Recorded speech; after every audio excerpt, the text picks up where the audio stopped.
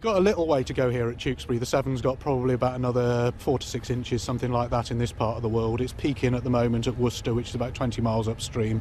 We'd expect it to slowly rise, probably to about this time tomorrow when it will reach its peak.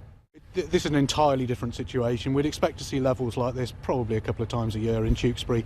We haven't for the last couple of years because it has been so dry, and that's why we're in drought. But on a normal year, probably a couple of times a year. And in 2007, it was probably a good metre higher than it is now. I think if you've lived in Tewkesbury for any period of time, you will have seen this many times, and people are used to it. And indeed, most of the communities up the Severn will be used to the rivers coming up and going back down. And it does look dramatic because the river will come out of its banks and it will fill miles of floodplain. But that's what they're there for. They're fulfilling their proper function.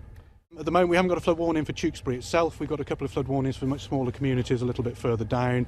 Across the country, we've got probably 130 flood alerts and 30 flood warnings out at the moment. They're getting less. The situation is gradually improving as we go through, and hopefully with a couple of days of dry weather, it'll allow the rivers to recover a bit.